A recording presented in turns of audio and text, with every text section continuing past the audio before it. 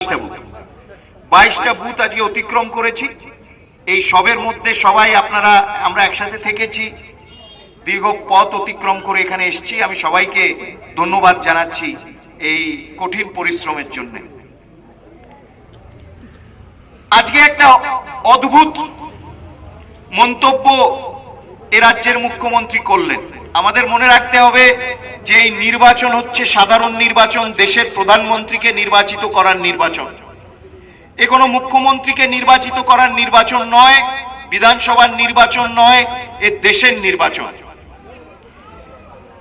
এবং আজকে পশ্চিমবঙ্গের মুখ্যমন্ত্রী চোখ রাঙালেন ভারত সেবাশ্রম সংঘ, শ্রীরামকৃষ্ণ মিশন এবং ইসকনকে। ভাবলেও অবাক লাগে যে এতটাই ভোট ব্যাংক এবং তোষণের রাজনীতিতে মত্ত যে তিনি হিন্দু সনাতনী প্রতিষ্ঠান, আমাদের সনাতনী দিকপালদের দ্বারা প্রতিষ্ঠিত সেই প্রতিষ্ঠানগুলোকে তিনি চোখ রাঙালেন এবং বললেন যে তিনি নোট করে রেখেছেন যে তারা বিজেপির হয়ে কাজ করে। আজ থেকে 128 বছর আগে রামকৃষ্ণ মিশন প্রতিষ্ঠিত হয়েছে এবং আজ থেকে 128 বছর পর যখন তৃণমূল কংগ্রেসের কোনো নামও নিশান থাকবে না, তখনও রামকৃষ্ণ মিশন থাকবে, বেলুর মঠ থাকবে এবং তারা জাতি সমাজ দেশের সেবা করবে। এবং আমরা সনাতনীরা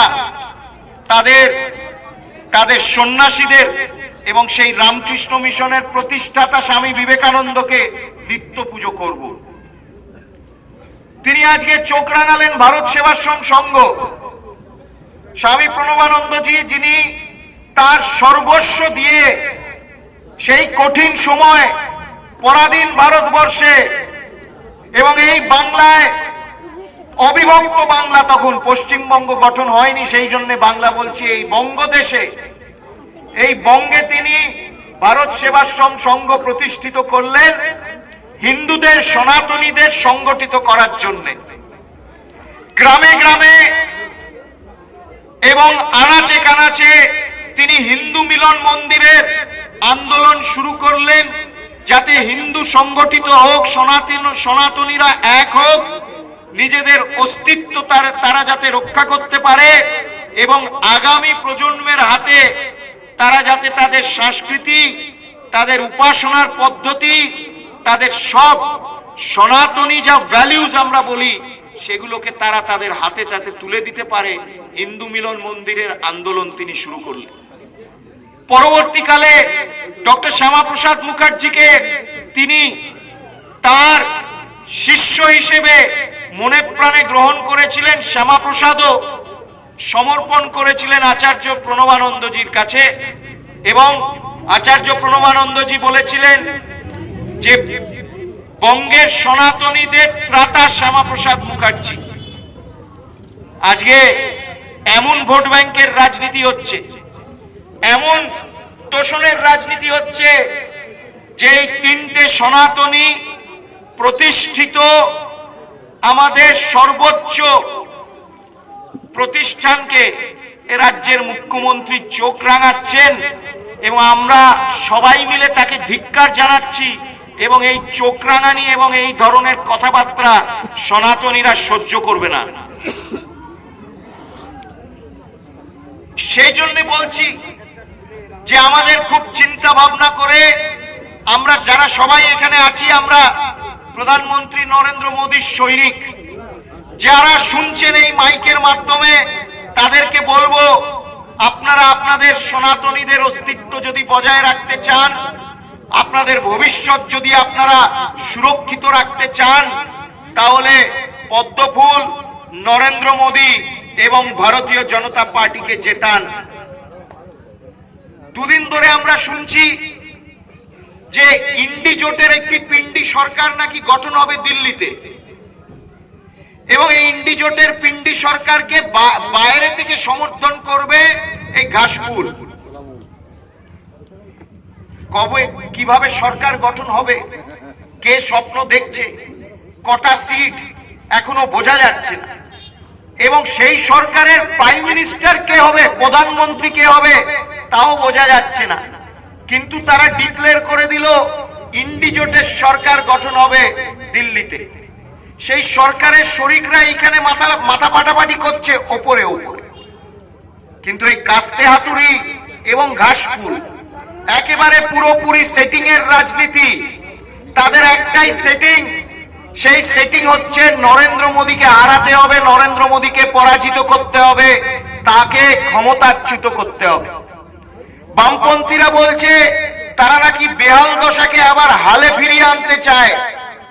৩৫ বছর এই রাজ্যে এমন হাল করলো, ৬০,০০০ ফ্যাক্টরি বন্ধ করে দিল। আজকে এই রাজ্য থেকে ২৮ লক্ষ পরিযায়ী শ্রমিক, তাদেরকে ভিটে মাটি ছেড়ে, পরিবার ছেড়ে, মা বোনকে ছেড়ে, তাদের সবকিছু ছেড়ে তাদের অন্য রাজ্যে গিয়ে কাজ করতে হচ্ছে। কেননা ৩৫ বছর এবং ১২ বছর সব মিলিয়ে ৫০ বছর এখানে বেহাল থেকে হালে ফেরানোর এমন চেষ্টা হয়েছে যে সব গুড়িয়ে গেছে, সব মিলিয়ে গেছে। বিনিয়োগ হচ্ছে না, এখানে শিল্পপতিরা আসতে চাইছে না। কেন? এমন তোলার স্বভাব, এমন তোলার একেবারে মানে স্বভাব মজ্জাগত হয়ে গেছে, এইখানে আর কেউ আসতে চাইছে না। এবং প্রধানমন্ত্রী নরেন্দ্র মোদী বলছেন তিনি সর্বস্তরের মানুষের জন্য কাজ করেছেন গত 10 বছর। তিনি আগামী দিনে কাজ করতে চান, আরো বেশি করে কাজ করতে চান। তিনি ঘোষণা করেছেন এবং সেটা করে দেখাবেন, 70 বছরের ঊর্ধ্বে যারা আমাদের প্রবীণ নাগরিক সবাইকে বিনামূল্যে 5 লক্ষ টাকা স্বাস্থ্য বীমা আয়ুষ্মান ভারতের অন্তর্গত তাদেরকে দেওয়া হবে। তিনি এই সংকল্প করেছেন। কোটি কোটি, শয়ে হাজার কোটি টাকা সাশ্রয় হয়েছে মানুষের। কেন? তারা কম দামে ওষুধ জন ঔষধি কেন্দ্রগুলো থেকে কিনতে পারছেন। যে ওষুধগুলোর এমনি বাজারে দাম অনেক, প্রধানমন্ত্রী জন ঔষধি কেন্দ্র থেকে সেই ওষুধ কিনে তারা আনন্দে ব্যবহার করছেন। প্রধানমন্ত্রী নরেন্দ্র মোদী 19,000 কোটি টাকা পশ্চিমবঙ্গের খাতে। আমি আসছিলাম যখন, আমার আগে আপনি দিচ্ছিলেন না রঞ্জন, তুমি বলছিলে না, আপনি বক্তৃতা দিচ্ছিলেন, খুব সুন্দর কথা বলেছেন। 80 কোটি মানুষের প্রত্যেক মাসে চাল আর গম প্রধানমন্ত্রী নরেন্দ্র মোদী পৌঁছচ্ছেন। এটা যাতে আপনাদের মনে কোনো সংশয় না থাকে না, তিনি পৌঁছচ্ছেন এবং গত 4 বছর ধরে পৌঁছচ্ছেন। অনেকে তাকে নিয়ে হাসি ঠাট্টা করেছিল, 80 কোটি মানুষকে চাল এবং গম পৌঁছানোর কি দরকার। তিনি বলেছিলেন আমি গরিব পরিবারের ছেলে, আমি গরিব পরিবারের ছেলে। গরিবই কি হয়, খালি পেটে ঘুমোতে যাওয়া কাকে বলে আমি জানি, আমি বন্ধ করব না। আরো 5 বছর তিনি এটাকে করবেন, এটা তিনি প্রতিজ্ঞা করেছেন, ঘোষণা করেছেন। বাড়ি বাড়ি পানীয় জল পৌঁছানোর প্রকল্প 19,000 কোটি টাকা তিনি পশ্চিমবঙ্গের মানুষের জন্য দিয়েছেন। গত 8 বছরে 14.5 কোটি গ্রামীণ পরিবার সারা দেশে তারা কল এবং পানীয় জল পেয়েছেন। পশ্চিমবঙ্গে আমরা কি দেখছি? মোদি টাকা পাঠিয়ে দিয়েছেন, কাজ যাতে আরো দ্রুত গতিতে হয় বারবার তিনি খোঁজ নিয়েছেন। কিন্তু পশ্চিমবঙ্গের সরকার সেই জল যাতে বাড়ি বাড়ি না পৌঁছয় পাইপ লাগিয়ে দিয়েছে, কল লাগায়নি, কল লাগিয়েছে, জল যাতে না আসে তার ব্যবস্থা করেছে।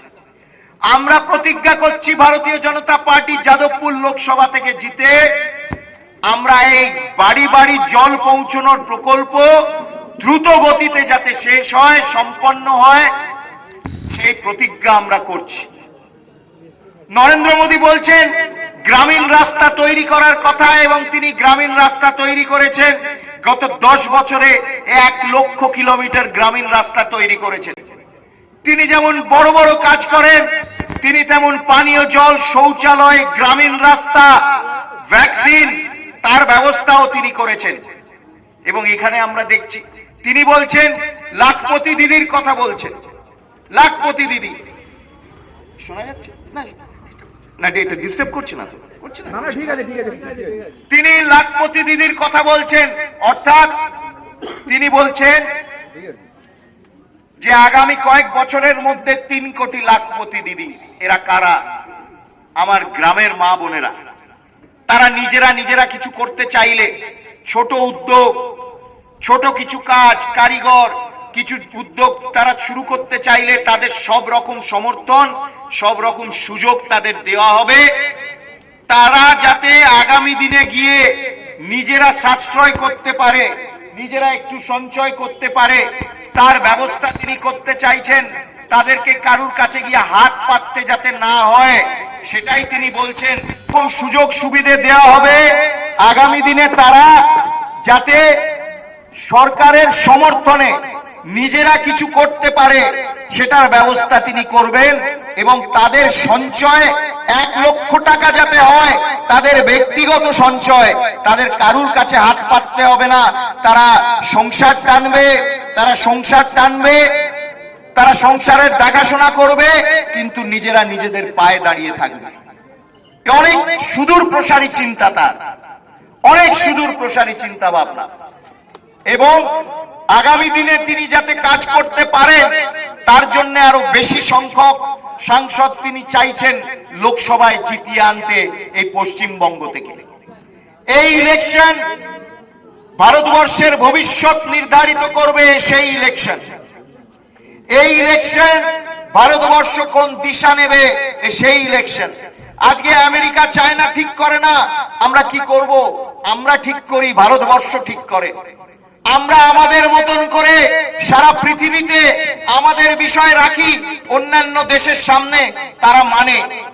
আজকে সংখ্যালঘুদের নরেন্দ্র মোদীর জুজু বারে বারে দেখানো হয়, ভয় দেখানো হয় তাদেরকে, এবং তাদেরকে বলা হয় নরেন্দ্র মোদী এলে, ভারতীয় জনতা পার্টি এলে নাকি সংখ্যালঘুদের এখান থেকে তাড়িয়ে দেওয়া হবে। প্রত্যেকটা কেন্দ্রীয় প্রকল্পের লাভ সংখ্যালঘুরা পেয়েছে। কারুর প্রতি কোন রকম অবিচার বৈষম্য হয়নি, যা সবাই পেয়েছে তারাও পেয়েছে। এবং আজকে প্রত্যেকটা ইসলামী রাষ্ট্র, আমি চ্যালেঞ্জ করে বলছি, এর উত্তর কেউ দিতে পারেনি, এর বিরুদ্ধে একটা কথা কেউ বলতে পারেনি। প্রত্যেকটা ইসলামী রাষ্ট্র, সৌদি আরেবিয়া, দুবাই, কুয়েত, মিশর, আফগানিস্তান, প্যালেস্টাইন, তাদের সর্বোচ্চ নাগরিক সম্মান দিয়েছে নরেন্দ্র মোদীকে। আজকে কাতারে, মনে করিয়ে দিচ্ছি, আজকে কাতারে যখন 8 জন ভারতীয় নাবিক ভেসে গেছিল, তাদেরকে মৃত্যুদণ্ড দিয়ে দেওয়া হয়েছিল, নরেন্দ্র মোদী তাদেরকে ছাড়িয়ে নিয়ে এসেছে সেখান থেকে। কাতারের শেখ এক কথায় তাদেরকে ছেড়ে দিয়েছে। আজকে দুবাইতে, আবুধাবিতে প্রকাণ্ড হিন্দু মন্দির নির্মাণ হলো, সেখানকার শেখ বললেন যত জমি চাই আমি দেব, সব রকম সহযোগিতা করব, এখানে মন্দির নির্মাণ হোক। প্রথম হিন্দু মন্দির নির্মাণ হলো একটি ইসলামিক দেশে। এই কথাগুলো আমাদের মনে রাখতে হবে। এবং সেই জন্য বলছি, বিশ্বে এবং দেশে যেভাবে তিনি মাথা উঁচু করেছেন, এবং 50 বছর ধরে যারা আজকে তার বিরোধিতা করছে, 50 বছর ধরে তারা রাজত্ব করেছে এই দেশে। তাদের জামানায় মানুষের টাকা কালো টাকা হয়ে বিদেশে তারা পাচার করেছে। এবং আজকে তারা মোদীকে প্রশ্ন করছে 15 লক্ষ টাকা অ্যাকাউন্টে এলো না কেন? মোদী বলেছিলেন এত কালো টাকা এই কংগ্রেস এবং সিপিএম এর বামপন্থীদের জামানায় বিদেশে পাচার হয়েছে। সেই কালো টাকা যদি ফেরত আনা যায়, প্রত্যেকের অ্যাকাউন্টে 15 লক্ষ টাকা ঢুকতে পারে। এই পরিমাণে কালো টাকা বিদেশে গেছে। তারা নিজেদের চুরি ঢাকার জন্য বলছে 15 লক্ষ টাকা কোথায়? কংগ্রেসের ইস্তেহারে 2004 থেকে লেখা ছিল যে কংগ্রেস প্রত্যেক বছর 2 কোটি চাকরি দেবে। 2013 সালে তিনি যখন তার প্রধানমন্ত্রীত্বের প্রচার শুরু করলেন, নরেন্দ্র মোদী এই প্রশ্ন করেছিল কংগ্রেসকে যে গত 10 বছরে 2 কোটি চাকরি প্রত্যেক বছর তোমরা কোথায় দিয়েছো, একটু দেখাও। সেই ভিডিও ক্লিপ করে কংগ্রেস ছেড়ে দিল। নরেন্দ্র মোদী বলেছে 2 কোটি চাকরি তিনি দেবেন প্রত্যেক বছর। এই ধরনের ফেক নেতা, ফেক পার্টি, ফেক নিউজ, এরা আজকে নরেন্দ্র মোদীর বিরোধিতা করছে। এবং সেই জন্য তারা যাতে সম্পূর্ণভাবে পরাজিত হয় এবং আমাদের যাতে সংখ্যাগরিষ্ঠতা হয়, যাদবপুর থেকে যাতে বিজেপি জেতে, এই সংকল্প আমাদেরকে নিতে হবে এবং এই দেশ আগাবে, এগিয়ে যাবে, এই দেশ এগোবে। নরেন্দ্র মোদী প্রধানমন্ত্রী হলে এই বিশ্বগুরুর পথে ভারতবর্ষ এগিয়ে যাবে, এই আমাদের বিশ্বাস। আপনাদের কাছে এই প্রার্থনা, মিলিজুলি সরকার যাতে আর না হয়। 25 পার্টির সরকার, আবার প্রত্যেক বছর একজন প্রধানমন্ত্রী হবে। হ্যাঁ হ্যাঁ, মানে রোটেশনাল প্রাইম মিনিস্টার।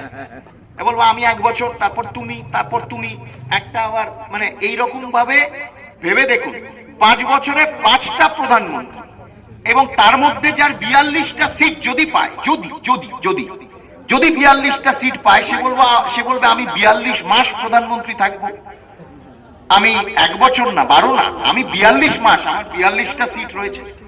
এই ধরনের ভয়াবহ বিভীষিকা, এবং সেই জন্যে এদেরকে একটিও ভোট না, no vote to CPM, no vote to TMC, vote BJP. সবাই ভালো থাকবেন। ভারত মাতা কি।